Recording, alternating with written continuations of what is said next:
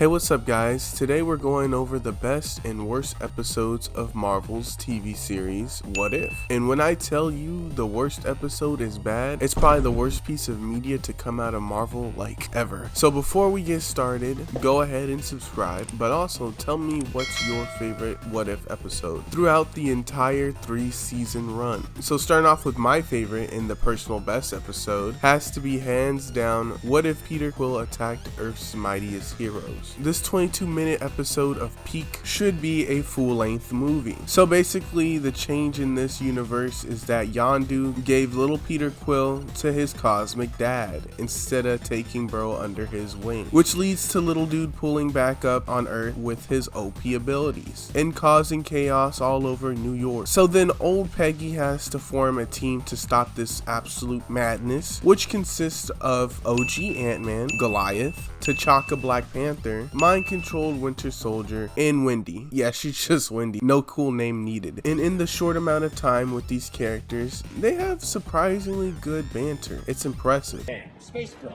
Giant Man, Silent but Deadly, good to see you. And you're gonna be the crusty guy. So they pull up on Peter as they contemplate what to do and if little man is even a threat. That's when OG Ant-Man ruins little homie's good time with bugs and tries to contain him, but that only helps to piss Peter off as he proves to be a really big problem. And as they start to regroup/retreat, Thor pulls up from heaven above and smacks this 9-year-old. And finally, they contain little bro in the same prison that was designed to hold the Hulk, which is pretty confusing when you think about it, because the Hulk doesn't exist yet, right? Minor plot holes aside, Thor reveals that this is not the first world Peter has ravaged. So yeah, bro's father did not raise him well. Then Thor also reveals that the only way to stop Petey and his father is to get little bro to destroy this cosmic seed thing. And I just have to shout out the writers for making Thor competent in this episode. It's really refreshing, especially after watching Thor Love and Thunder, because that Thor, man, that was a headache. Next, Ant-Man's daughter stumbles into Peter's cell and they share a tender moment over Walkmans and mothers. It's always been one of my mom's favorites, or at least it was. My mom loved it too. This scene really hits you hard in the feels, especially when you realize they both technically lost their moms. So then after bonding, Hope helps Peter escape as little dude heads back to his hometown. That's when we cut back to the team, of which half want to murk him and the other half want to study bro. To see to it that the boy submits to Asgardian justice. Which entails what exactly? Eternal flagellation, impalement, some like naming, standard stuff. Okay, we are cooked.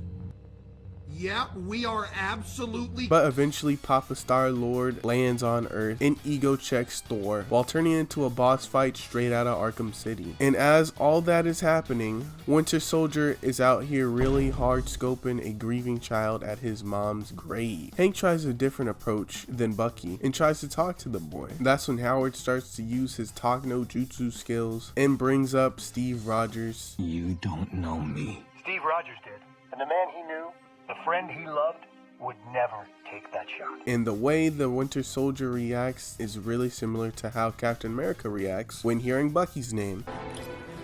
Bucky is alive! Huh? Yeah, I guess you can say they're really besties like that. But cutting back to what Hank's saying to little Petey, it's very touching. Since we lost Hope's mom, our home hasn't felt the same either. And to be honest, neither have I. Come back with us. Please, come join our family. Well, kid, what do you say? Bro, my heart can't take it. This episode is so peak. Also, Bucky decides he doesn't want another murder charge, so he dips. And cutting back to the ego fade, bro is winning with ease. It really makes you think, could Ego take out the OG Avengers? Let me know in the comments, cause I low-key think he stands a chance. So as everybody is about to get that sand burial treatment, Ant-Man brings Peter to his dad, and yet again Ego lets out that he killed his mama. What? No, alright. I know that. So enraged young Quill absorbs the seed of power as he drops this banger line. Oh, you turn out to be a disappointment. You are human after all. Actually, old man, My mom says I'm a Star-Lord.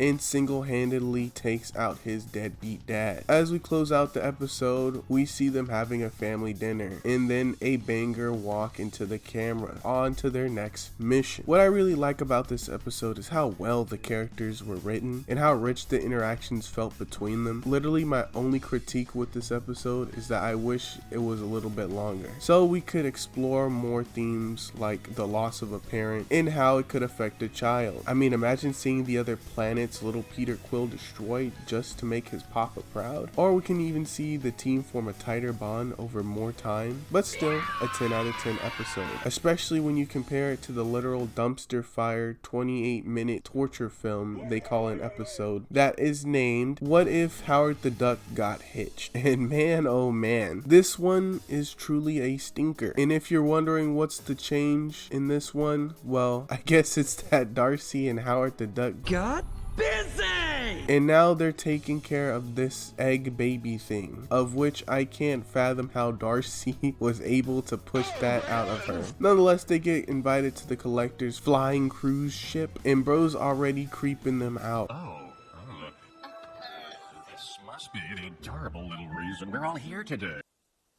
Why don't you have a seat? As Duck and Darcy leaves their egg in his lackey's care, which proves to be a mistake because they immediately try to cook their half-human, half-alien child. But that's when Yondu enforces his egg tax on the couple and dips, so now they're on a chase with bro to get their egg baby back. But now that has me thinking, like, is Yondu gonna eat the egg too? Or try something else? What's up with this egg? Well, luckily Nick Fury is here to explain why the egg child is so important. What do you know about the cosmic convergence? Many believe the planetary alignment was a sign, the birth of a great new power. You think it's our child? Man, there's so many interesting what if episodes they could have done besides this one. Like, what if Thanos snapped the other half of the Avengers? Or what if Hulk never controlled his rage and, like, you know, he rampaged across the world? That would be cool. But no, we get the egg timeline. So Yondu brings the egg to nowhere for a trade, only to get mind controlled and killed for some cosmic breakfast, bro. While Darcy and Howard sneak into this underground cult because they have the baby now, and no joke, Dormammu spawns in to be reborn into this goddamn egg. Bro, forget Mjolnir, forget Stormbreaker, forget the Infinity Stones. The egg, the almighty egg, is what holds the truest power in the MCU. So then they have an all-out brawl over the fate of this egg, and my pettiest complaint is why doesn't Mordo just teleport away with the egg? That would give him the dub so easily. But somehow Howard and Darcy are able to sneak off egg in hand, and that's when they sneak off to ask Crip Loki for help, yet this just makes more people pull up for the egg. I know, big surprise, right? Oh, and now Zeus wants the egg, and Thanos' children want the egg. So bad, in fact, they call bro himself to pull up, and he had the same reaction I did watching this garbage episode. Egg? You called me for an egg? Bruh. So then we get a tender moment of the Duck family as an army of egg-hungry goons speed over to help end this damn episode faster. But that's when the egg starts glowing intensely and firing off lasers while hatching. So the egg being born literally kills everything in contact with it, except its mommy and daddy, of course. Oh, and Nick Fury, somehow. So the episode closes off with their little duck girl thingy in bed. This episode was 28 minutes long, by the way. Wish they could have spared a couple more minutes over to the Star-Lord episode, but nonetheless, I give this one a solid 2.5 out of 10. There's one joke I really liked in this episode, and the rest of it was just unbearable and too silly. Add that on top of how dragged out this episode felt. Like, I think they could have ended it 10 minutes shorter while still getting the same point across. And don't even get me started on how many times Darcy and Howard would have gotten killed if this was just slightly more realistic. But now that I gotten all that off my chest, I still think you should watch both episodes. So you can tell me down below in the comments what you think. Maybe I glazed the Peter Quill episode too much and you actually think the Darcy and Howard plotline was good. But however crazy that sounds, like the video and subscribe. Also check out this next video. It's a banger, I promise. But I'm out of here. Peace.